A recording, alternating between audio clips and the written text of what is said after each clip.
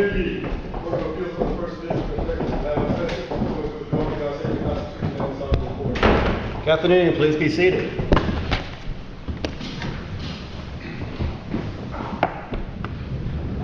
Good afternoon, welcome to the First Court of Appeals. One case on the docket this afternoon. It is 01-23-00211 CV, UReal Corporation versus Rescue Concepts, Inc. Starting with appellant, will you please make your announcements? Thank you, Your Honor. For the appellant, the UReal Corporation, I'm Jeff Nobles, and with me at the table is Mark Sparks, my co-counsel of the Lanier Law, of the Ferguson Law Firm. Thank you. Very good, thank you. I believe. Good afternoon, Justices. James Ministeri on behalf of Rescue Concepts, Inc. And on behalf, along with me, is Jack Lucci-Smith. Very good, thank you. Does the appellant wish to reserve any time for rebuttal? I'd like to reserve time. Very good. Before we begin, just a couple of housekeeping matters. I think you all know what these things are already, but I'm going to say them anyway. Lights are self-evident. Green means start. Yellow means you have 1 minute left before the red light goes on. We tend to ask questions when the red light goes on or right afterwards. Just keep going. Don't stop as soon as it goes on if you're mid-answer. Last thing, we've read the briefs from the record in the case and we're familiar with the facts. So if y'all can just dive right into the legal issues here in your short time of 20 minutes, we'd really appreciate that. So with all that out of the way, we appreciate hearing an argument from appellant, please.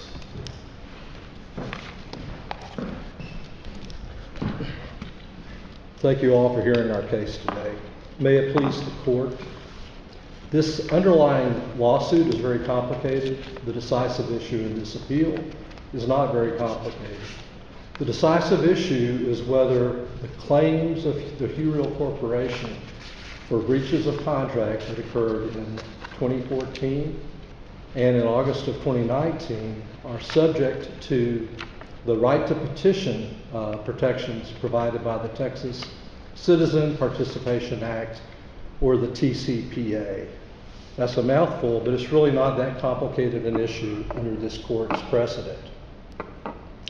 In recent years, this court has decided 6 cases in which it has held that the coverage of the TCPA with regards to the right to petition is very narrow, because it only works when the thing that a lawyer says, a judicial communication in the language of the statute, when the things that a lawyer says are the subject matter of the lawsuit.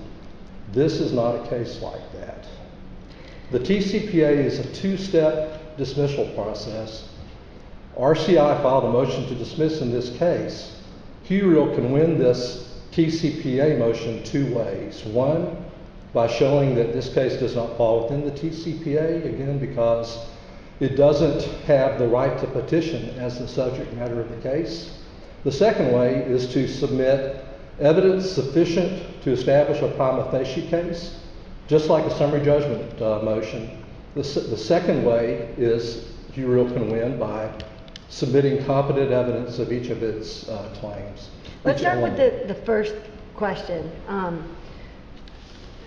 Is it true that, would you agree that, I want to make sure I quote this correctly, but that as a result of RCI's misrepresentations to the trial court and to NPH, UReal filed this lawsuit against RCI and NPH to enforce its superior right to buy the land. Is that a quote from appellant's brief, page 1 and 2? Would you agree with that statement? I'm sorry, and I missed most of those words. I'm sorry, Your Honor.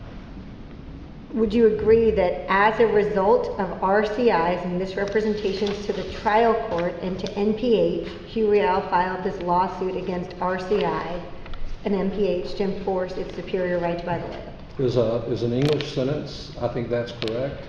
Is a term of art that has nothing to do with the TCPA. Doesn't the TCPA say based on or in response to? And as the cases say from this court, that language means that that the very claims of the plaintiff are based on things that were said in court. And there's several ways this court has expressed that, and under any expression of that standard, Hugh wins this case. In fact, a TCPA motion was filed against Hugh last year, and in light of this court's precedent, Hugh won the TCPA motion in those cases. This case was mistakenly decided on the basis of or in response to means that the claim itself for a breach of contract was based on the subject matter of the case. In this case, the subject matter of litigation was an action, conduct, or breach of contract by RCI. There was a trial setting in January of 2020. There was a hearing on New Year's Eve in the year 2019, right before 2020. There was a hearing in that case in which RCI made a statement about something unrelated to the merits of the contract claim. It had to do with a Liz pendants being released or not. And RCI argued that the Liz pendants have been released. In fact, we have argued in the underlying litigation that it's not. That's where the case gets complicated. But there is nothing about what they said in 2019, December 31st, that makes the contract claims of Hugh based on things a lawyer said in court. Can a contract claim ever, be based on things the lawyer said in court? Absolutely. And this court held so in November of last year in a case decided, I believe in late November, a lawyer named Anita Kawaja, or it could be Kawaja. I asked Anita how to pronounce her name, and I didn't get an answer that I understood. Not because of her, because of me, and I'm old and I don't hear well.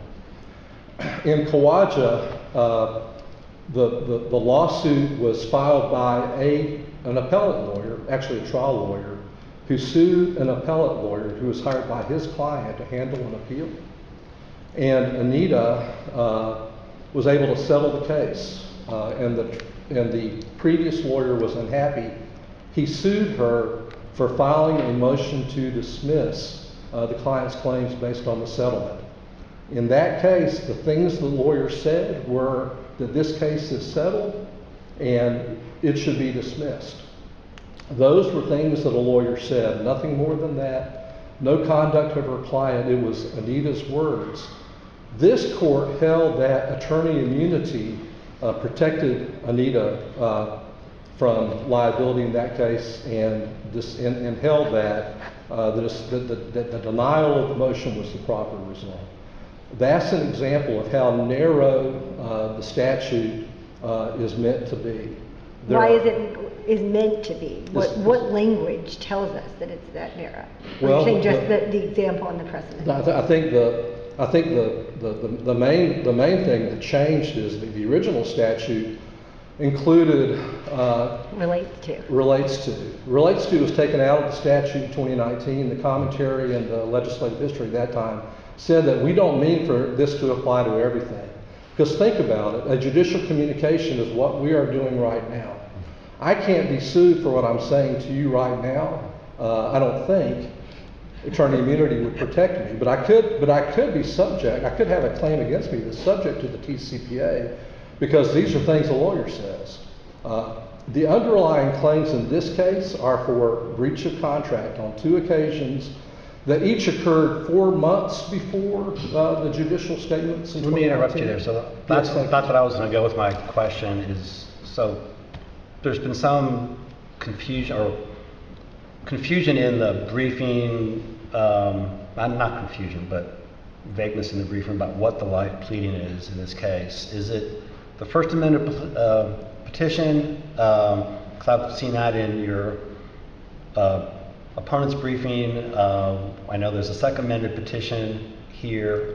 They're very different from each other. So they're significantly different from each other in important ways. Which one is the life pleading that we're looking at, and what are the causes of that? And that's going to be the frame that we're looking at, or the lens. I think the parties dispute which is the live pleading.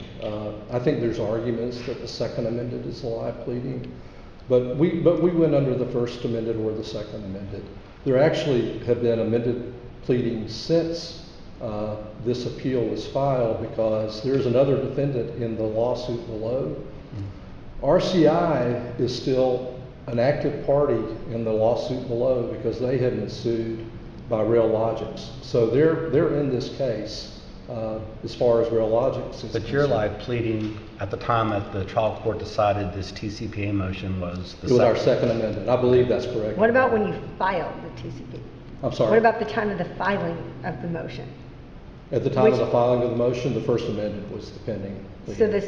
So the first amendment was what was on file at the time of the filing of the motion, but the second was on file at the time of the decision. That's correct. That's correct. But under neither petition was the basis of the claim something a lawyer said, and the lawsuits weren't filed because of something a lawyer said.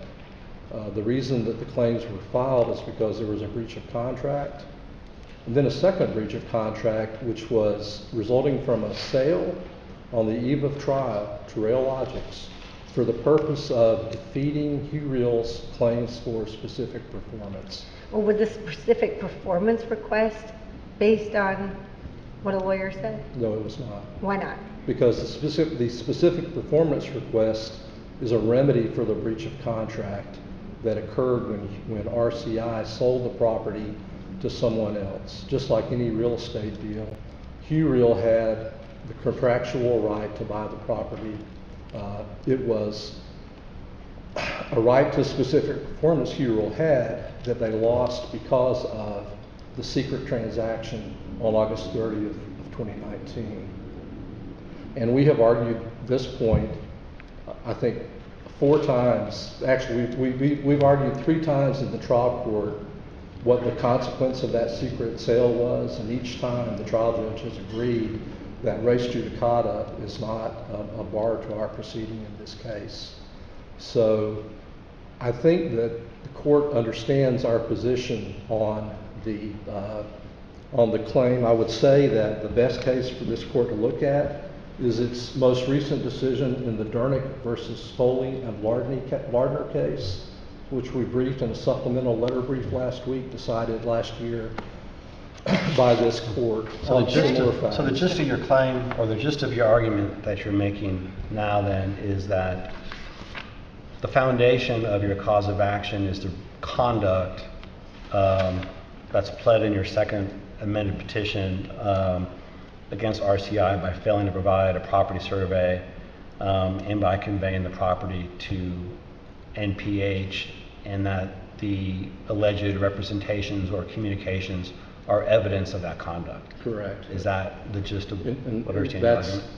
well stated, and it's the parlance of this court in deciding this issue in similar cases, including Dernick, ML Dev, the first one, Chenier, this court decided in 22.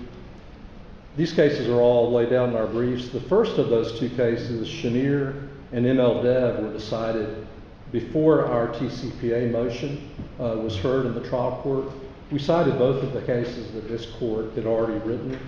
We've relied on 4 other cases that have been decided since then by this court to talk about how this is supposed to work. And in the parlance of this court, there's a few things. When the foundation of a claim is the conduct rather than the things the lawyer said, then the TCPA does not apply. Unless the things the lawyer said are the foundation of our claim, this is not a TCPA case. Let me ask you a hypothetical question. Sure. Do you think that would have been the case under the old statute, relates to? I think it would have been a different result in 2019. Relates to was exceedingly broad, and it led to, as those of us who were practicing then, that's all of us, that led to thousands of TCPA motions being filed and granted, and it caused such a problem that the legislature narrowed the scope of the statute. It no longer applies to anything unless the things the lawyer said, like filing a motion to dismiss that the previous lawyer doesn't like, in those cases, the TCPA would apply. It doesn't mean the case must be dismissed. It just means that the non-movement has the burden of stepping forward with summary judgment type evidence to show that there's enough here to go to a jury. This court has written many times that the purpose of the TCPA is not to address the merits of the case, but to protect First Amendment communications. There's no First Amendment values that are implicated under the facts of this case. And perhaps the best exhibit for that is that we have cited these 6 cases. Opposing counsel, RCI has never relied on any precedent from this court to make the argument that it's making in Can I this ask case. you a question? Yes. Let's say that we conclude that there is error here. Can you address whether we're supposed to look at whether the error is harmless and what the controlling law is for us on that? Absolutely. The court always has the duty to determine whether error is harmless. Last week, a letter was filed saying that things have happened since this appeal was filed, and that makes this appeal harmless. That's not a harmless error analysis. A harmless error analysis is based on looking at the contents of the record before this court and determining whether there's some reason that the error of the trial judge is harmless. There's nothing like that in this case. What they're really arguing is res judicata. They might be arguing mootness. I think they use the word moot. I think RCI uses the word moot in their letter. But it doesn't talk about the res judicata problems that they have and the reasons why this case is still pending in the trial court, because there is not a valid res judicata defense in this case. Res judicata relies on a full and fair adjudication of all the issues among the parties. That never happened because of the concealment of a secret sale on August 30th of 2019, the very eve of trial. So there's no harmless error in this case. So the argument, as I understand from the other side, is that we need to evaluate res judicata or mootness in terms of the cases as a whole, in looking at this and looking at whether or not the trial court properly concluded that the TCPA applies here. Do we need to look at that, or are we confined just to the TCPA? I'm over the time. Oh, that's but I'd be okay. happy You to keep answer going. the question. Yeah. This court can't look outside the record.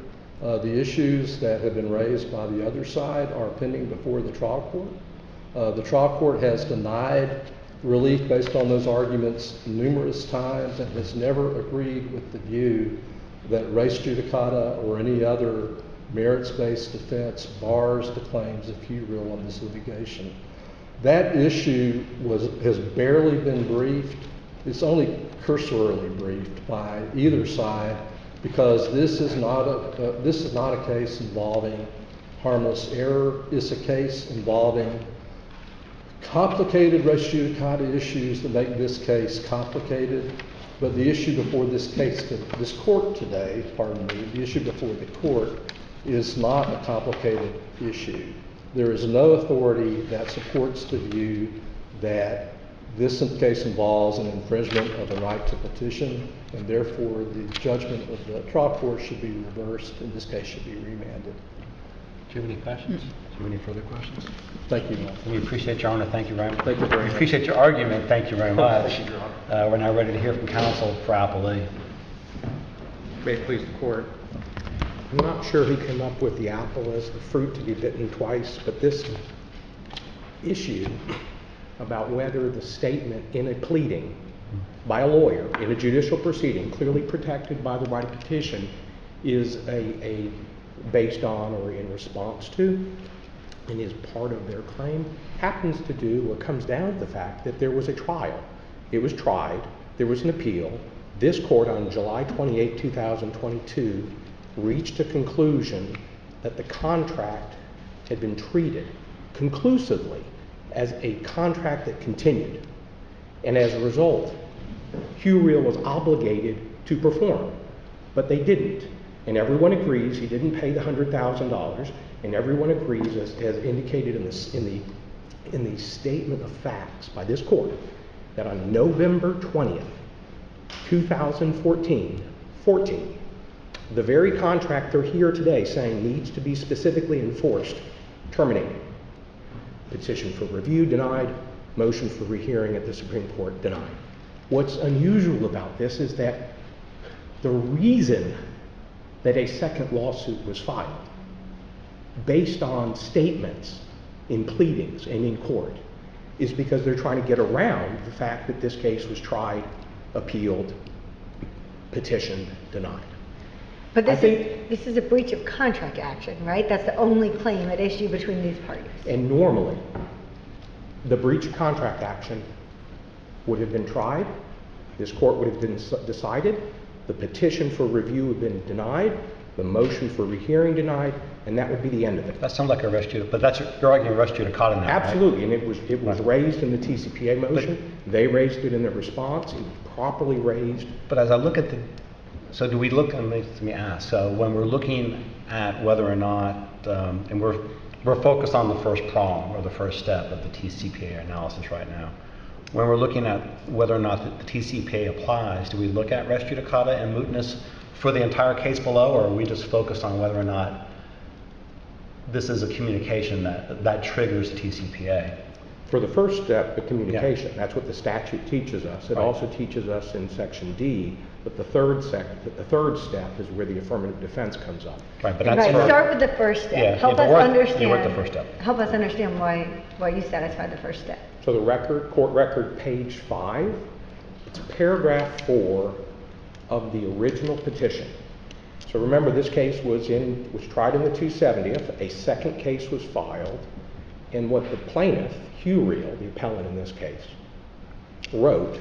So you're talking about the original petition in the first case? No, in the second case. In this case. In this case. But the live pleading that we're looking at is the second amendment, is that correct? Or the first. Or is there some dispute about which is the live pleading that we're looking at for purposes of this case? There's not a dispute. I was going to point out something that's not in the briefing that I think the court should consider, which is in the record on page 5. When the original petition was filed, in order to request reassignment from the 160th, which is where the random assignment led this case to, they asked for a reassignment to the 270th. What is the statement that is made in paragraph 4? Hugh Reel seeks relief based on, sounds like familiar language, based on a prior judgment and prior filings in the 270th district court. It could not be more specific. So help me understand, this is not the live petition, so it is not what we're considering, but you're asking us to use it to find their motivation for filing? So the trial court, when it decides a TCPA motion, considers the pleadings and the evidence that would normally be considered at the time of a summary judgment hearing. Superseded pleadings are evidence. They are evidence, absolutely. And What's your best case for that? I can provide it to you after this. I actually do have a Thank site you. for that. Okay. It's in my phone. But what's important is that the original petition makes the statement in the record that they filed this lawsuit and they seek this relief based on the prior pleadings. What happens, though, is they amend on February 4th, 2022. February 15th, 2022, the TCPA motion is filed. March 9th, they filed the second amended petition. And at the time of the hearing, that's the Is that language in, the language that you just referred to us from the original petition, is that in the second amended petition? No, it's still the gist of their claim. And in fact, I think Justice Coffey actually pointed out the language in page 2 of their introduction, which literally says, as a result of, which is equivalent to, in response to, they filed this lawsuit. As a result of. Which pleading is the live pleading? The for second us to amended was consider? the live pleading at the time of the hearing. And is the relevant time period the time of the hearing or the time of the filing of the TCPA motion response? Well, it's at the time of the hearing, but the court is entitled to consider all pleadings, including a superseded pleading. It'd be great if we could get I can't. a site for that. The court also, as the court knows, we're at a point where there has been an opinion in this court deciding that the contract at issue terminated as a matter of law based on conclusively established evidence on November 20th of 2014. So the notion that you can have a claim that is essentially a second bite at the apple, trying to assert that because a statement was made to someone, therefore there can be a second trial. So your argument is that the TCPA doesn't apply here because this constitutes a second bite at the apple? Is that the gist of your argument? The gist of the argument is that they shouldn't have filed this claim, which is Right. why this trial court properly dismissed it. Right, but And that's not the court question in front of us absolutely- right now. The court absolutely relied on res judicata when it made this decision. Right. And the reason. So that the trial T- court relied on res judicata in granting this TCPA? And Yes. say, okay. I mean, the affirmative defense was actually preempted in the response filed by Curiel. So in their response, in the TCPA motion itself, because. Help me understand with this first problem. Okay, let's say that there's a hypothetical breach of contract claim that's just decided, matter of law, plain terms of the contract, you don't look at any evidence. And then let's say that. Which breach? I'm making up a hypothetical, that there's just a breach of contract claim, terms of the contract are clear, you don't look to any extrinsic evidence beyond the four corners of the contract.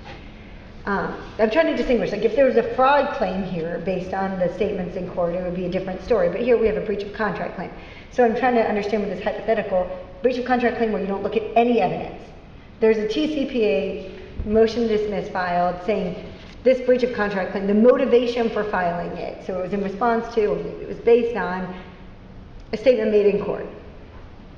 Would you agree, that, would your position be that the TCPA applied there when the actual claim at issue before the court was to be decided based on just the four corners of the contract with no extrinsic evidence, totally irrelevant to whether or not it was what motivated the filing? I mean, if there was no mention of a statement by counsel to court, no, it's a breach of contract case. But in this case, you had that very same breach of contract case already tried and already on appeal. But wait, So why what wouldn't that claim still be based on, why wouldn't the breach of contract claim that has nothing to do with the allegation in court, why wouldn't it still be based on if that was the motivation to file it? Why wouldn't that be good enough? Because they wanted a second bite at the apple and they had to come up with some But I think- argument. No, I'm trying to understand the legal question apart from the facts of this case. And if based on, if it's good enough just that that was the motivating factor to file the lawsuit, if it was in response to or based on something that happened, even if it actually has no bearing on the legal merits of the breach of contract claim, why isn't that good enough to satisfy the standard?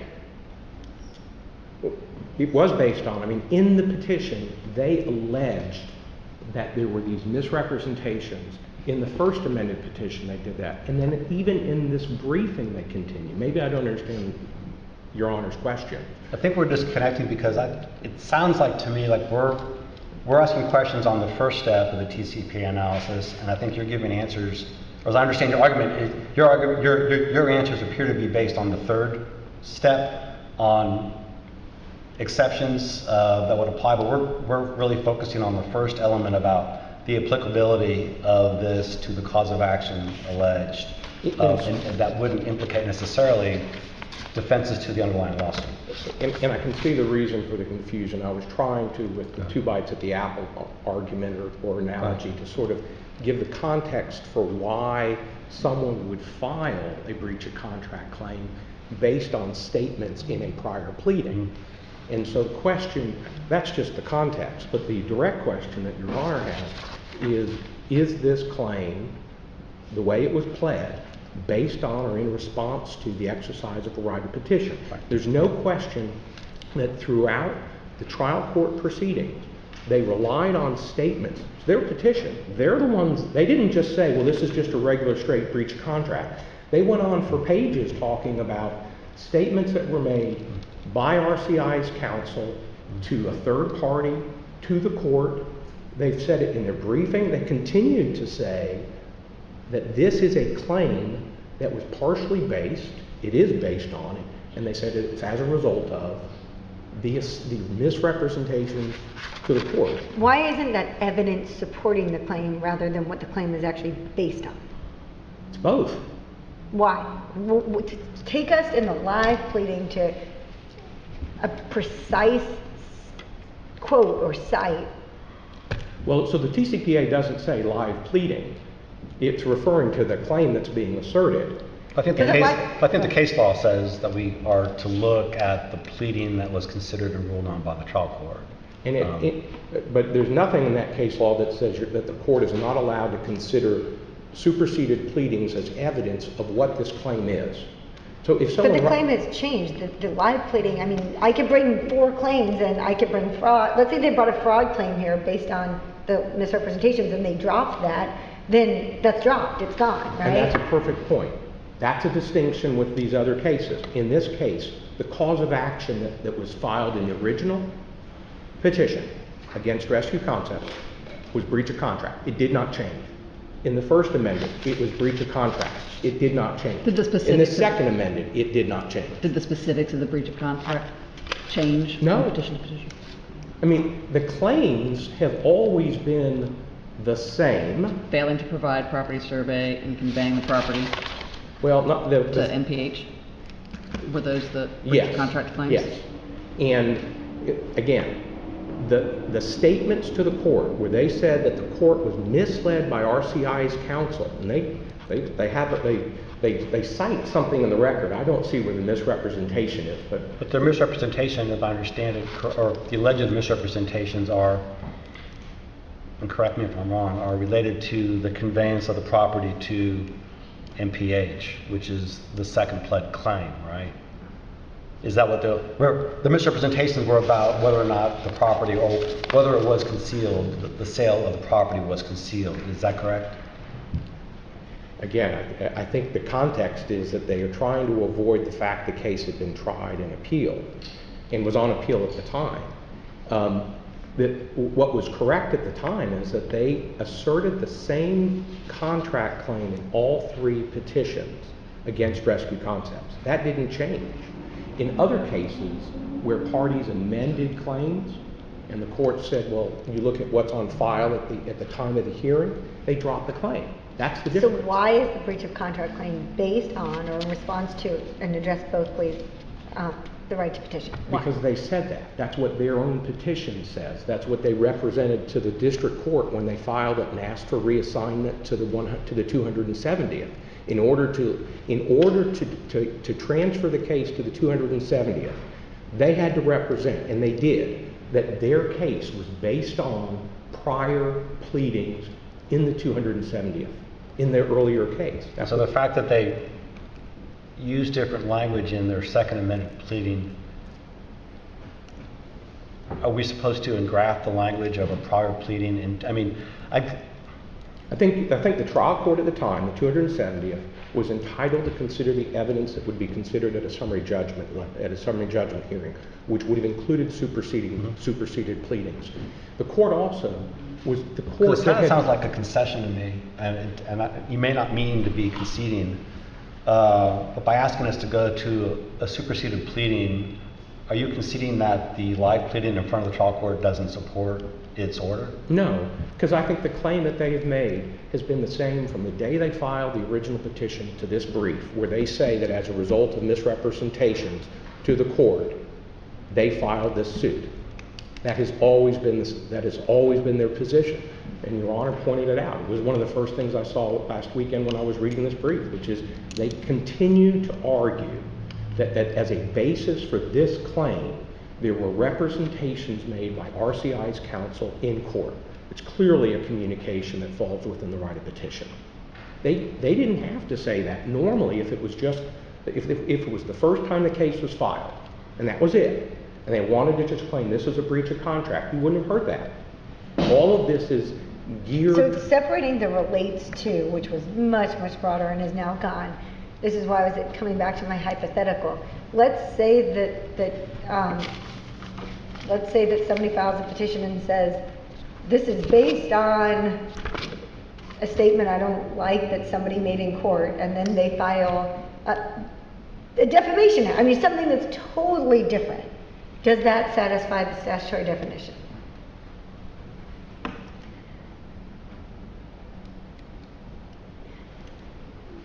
If it's based on a statement and it doesn't have to be in court, because as Your Honor knows, the TCPA defines communication, even if it's to be considered. I mean, it's the first section of the definition of the right of petition, which limits it to courts, but it's way beyond that. And so, as long as the basis of their claim, or the answer to, I mean, in response to, is defined as in a reaction to. That's the definition that the appellant gives in its brief on page 25. As long as that claim is in response to the exercise of a right of petition, yes, it is covered. So what if we think the breach of contract is not an exercise of the right to petition, but the remedy they're seeking is in response to the right to petition? What do you do there? What if the claim is not, the breach of contract is not in response to the right to petition, but the remedy they seek of specific performance is? How does that play out? I mean, the remedy they seek for specific performance is literally, to put this in context, enforcement of a contract that this court determined terminated 10 years ago. Right. But I'm asking if the remedy would potentially have a different answer than the claim, what do we do? I mean, in this case, they have said both. They have said, because I think that in paragraph 4 of the original petition, they say Hugh Reel seeks relief based on a prior judgment and prior pleading. Oh, wait, scratch that, new question. Let's say that we only look at the live pleading, just hypothetically. Can you point us to the language in the live pleading that shows this is in response to or based on the right to petition? I mean, they assert the same claim. So the claim that they asserted in the first amended petition, I mean, in the first amended in the original petition, is not different than the claim asserted in the second amended petition. So I guess the crux of the question before us in looking at the first step of the analysis is whether these communications are the foundation of the legal action asserted or if they're evidence of that legal action. Did I correctly state that? Yes, and normally they wouldn't be, because a breach of contract is just the contract and the conduct. But with that case came and went. They're trying to get the second bite of the apple by saying, well, something happened that makes their case special, that gives them the chance to get a second bite at the apple. They didn't come in. They wrote the petition. They didn't come in and say, they didn't just copy their first petition from the first case. They came in and they basically claimed that people were making misstatements. Now, But aren't they really complaining that the act of RCI conveying the property to NPH, that's the breach and not the misstatement? so they're claiming that they were precluded from seeking specific performance. Because of the conduct of the conveyance to NPH. And this was addressed in the first appeal. I mean, as this But court, that goes to res judicata. That doesn't go to the question before us.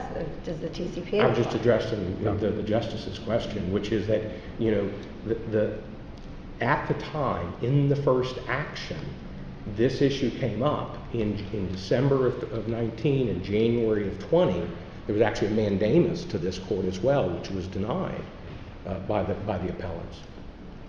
And the court, you know, considered the evidence, gave them complete time to consider what they wanted to advance. On appeal, in their points of error, they dealt with all the same issues, which was they wanted to do discovery.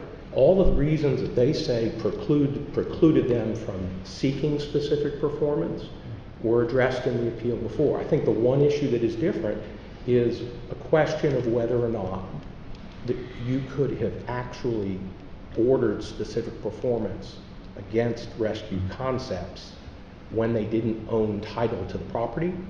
And it's not really fully briefed. We've taken the position in the past that you can't, because you can't convey what you don't own. I do think that there is a way that the trial court at the time could have entered an order that required, upon the deposit of the $12 million, which they didn't make and weren't willing to make, could have ordered the conveyance of the property. But that didn't happen. And so the relief that they sought at the time was essentially money damages. And so what happened at trial, and this is addressed by this court, is they wanted to introduce the amount of money that the property sold for in 2019 and use that as a measure of damages so that whatever the difference was, they would recover that as damages. And the court said, this court said, that's not evidence of damages, it's too morose. The 270th said that as well. Let me just interrupt you there. So what point, so I think you agree that the issue before us is whether or not the communication at issue is the foundation of the legal action asserted or evidence to demonstrate it. As part of the analysis, how do we view, what analysis do we use, what do we look at to make the determination of whether a communication is, on one hand, evidence of the legal action asserted, or on the other hand, is the foundation of that legal action which would implicate the TCPA? I mean, I think it's just the petitions that were filed and the arguments that the party made. So there are, I believe the trial court properly considered all the pleadings on file, which included the original, the first amended, and the second amended. And then in addition, the court can consider the arguments that have been made in this court, including statements, judicial admissions that, as a result of misrepresentations, they filed this lawsuit. I have one more question, if that's okay. No, sure. Could you address the harmless error argument, and in particular point us to case law that applies a harmless error standard or not in this context? I mean, harmless error is typically very, very broad. I mean, I can provide the court case law that says that. I mean, for a lot, and it sounded like from in this context. So let's say we conclude that the trial court erred because TCPA doesn't apply. Do we look at harmless error and how to guide us on analogous case law in that context? And I guess let me follow up with another question that'll help answer her question. So if we decide, I mean, we could keep going here, and I think I would like to. So, that harmless error analysis presumes or infers that the determination that the TCPA applies was error, but that we should ignore that error because it was harmless or didn't matter. In making that argument, are you agreeing that the TCPA, that was error, but that we should look beyond that error and to affirm it on some other basis? No, I'm just providing the court additional comfort, which is that while we believe clearly that the TCPA applied and the first step was satisfied, that even if it wasn't, it would, they've not shown that error would end in the rendition of an incorrect judgment. I mean, there literally is a case before this court where they want to specifically enforce a contract that terminated in 2014, and nowhere in his argument today, or even in any of his briefs, has he ever really confronted the fact that there was an opinion that has already addressed this issue. I mean, the evidence was conclusively established. So in essence, This sounds like a summary judgment, though, for the trial court, as opposed to a TCPA analysis? Well, if the TCPA didn't apply, and it does, then the options procedurally would have been a 91A or a summary judgment. Right. And all I can say is it applied for the reasons we've talked about that I've advanced, but I will also note, I mean, my client is a small little company. They have literally been sued multiple times, taken up on multiple appeals and mandamuses. This is literally an 11-year saga. It's time for this case to end. Do you have any further questions? Any further questions? Thank you very much for your argument. We're now ready to hear a rebuttal argument. As you walk to the podium, I want to ask you a question. My predecessor would have appreciated that if she's watching this. Yes, she would. Talk about what the live pleading is. Are we allowed, I mean, what's the state of the law with respect to the ability of a court to look at superseded pleadings as being evidence with respect to TCPA analysis? I think it was 15 years ago, I was at a podium like this before this court, and Justice Elsa Alcala asked me a question like that, and I said, Judge, that question is above my pay grade. That is for the court to decide.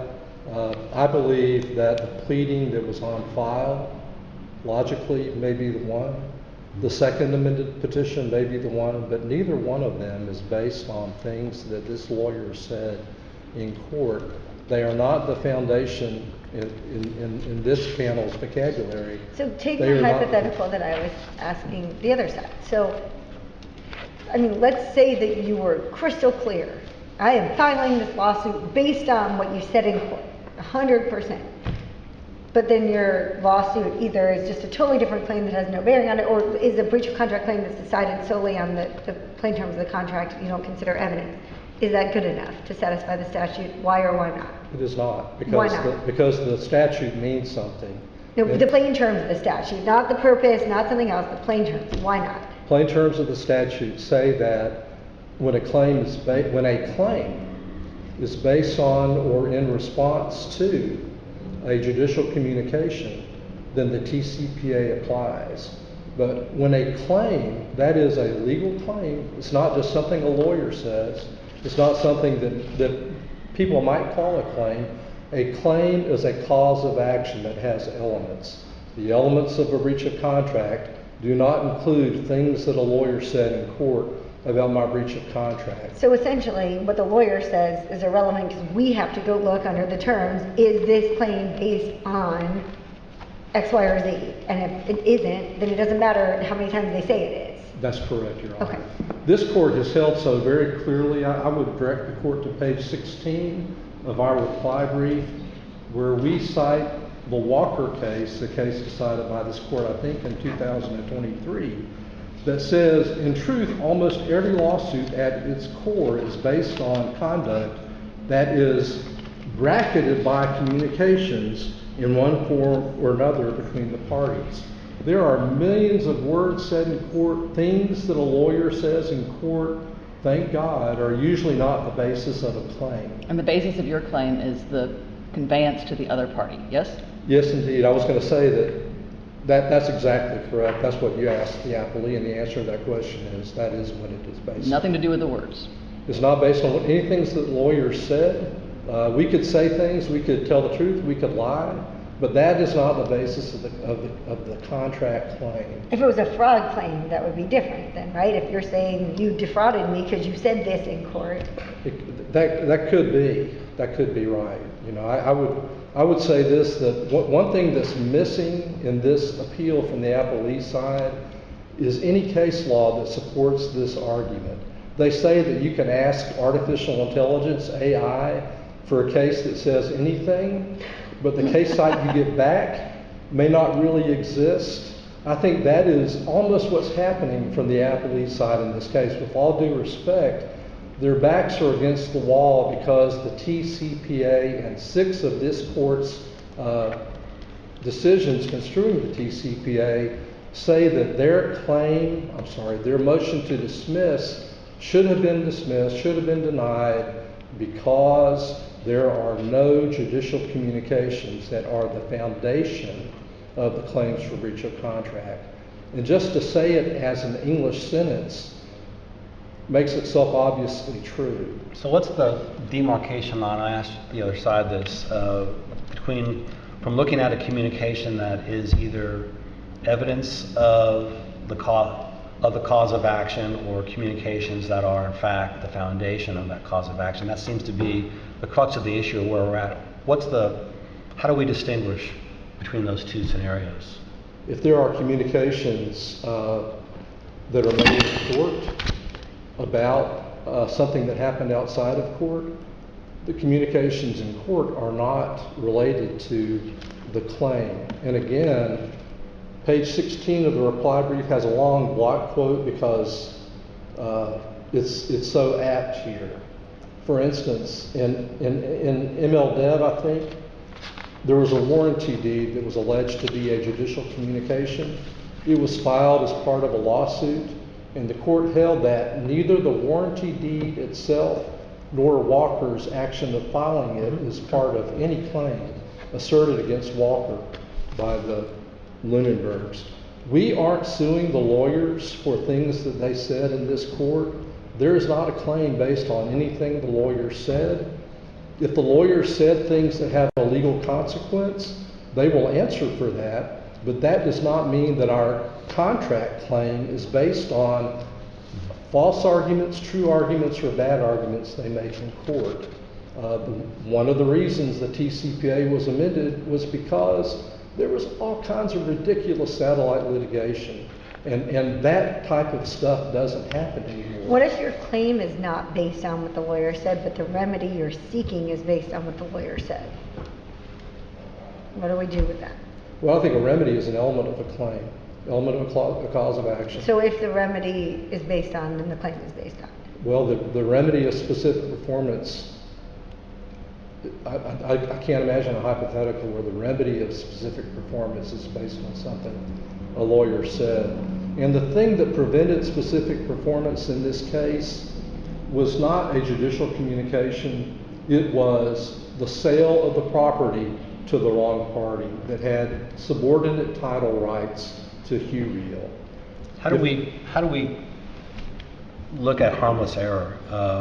The other side argued that we should look at that the trial court below considered res judicata in entering its order here and deciding that it should dismiss this case because of the TCPA. We don't know from the order if that's in fact true or not, but if the trial court based its order here on res judicata, how do we, and we'll let you go beyond the time and we let everyone go beyond a little bit. How do we factor that into the analysis? Well, I think the easiest answer is that we provided summary judgment competent evidence of why res judicata does not apply in this case. I don't mean to concede that we don't pass both legs of the test, but the first test is the only one you really need to talk about.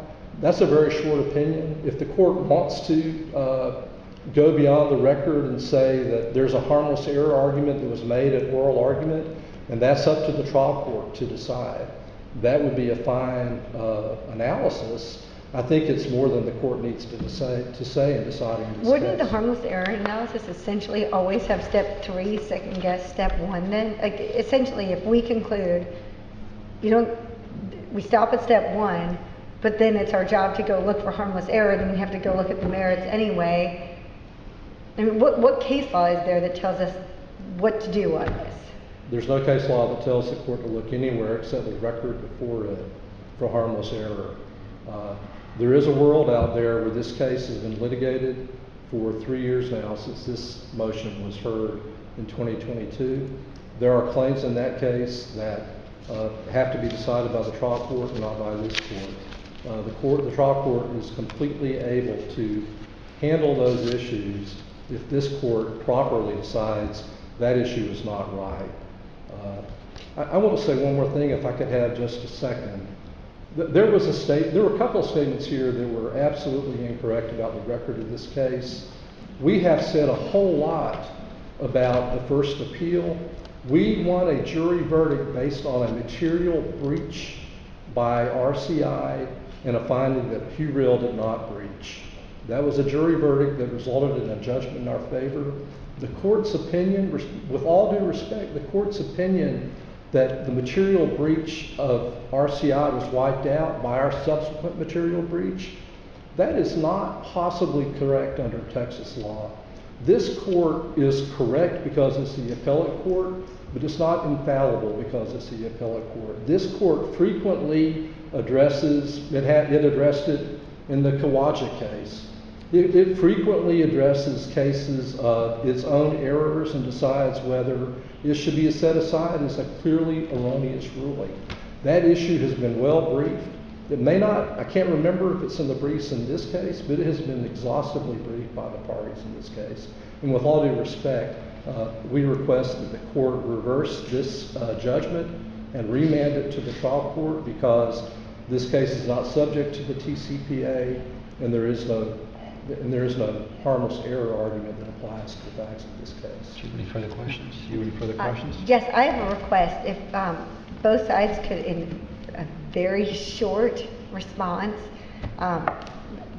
both sides write and file a short response explaining to us which petition applies, citing case law that tells us, not just argument, but case law as to why we look at all the petitions or just one petition and which one. That would be very helpful.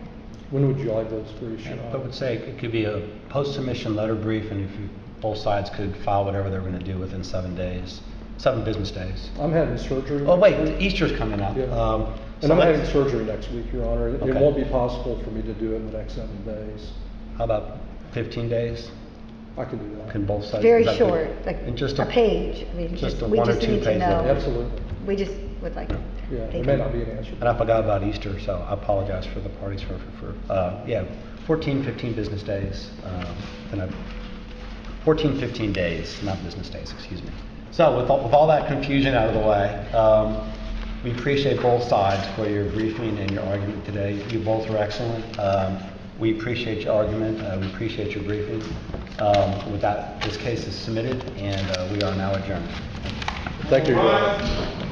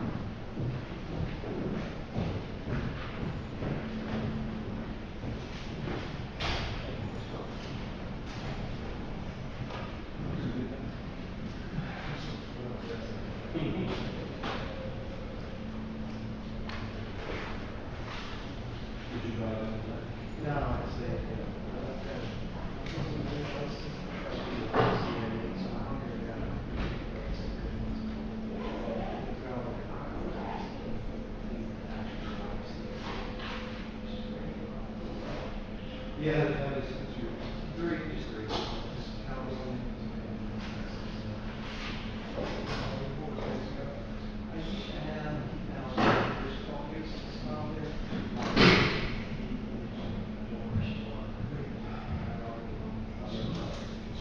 It's a whole. You know, I had that case. I had a fault judgment. So involved, I think, that is honest.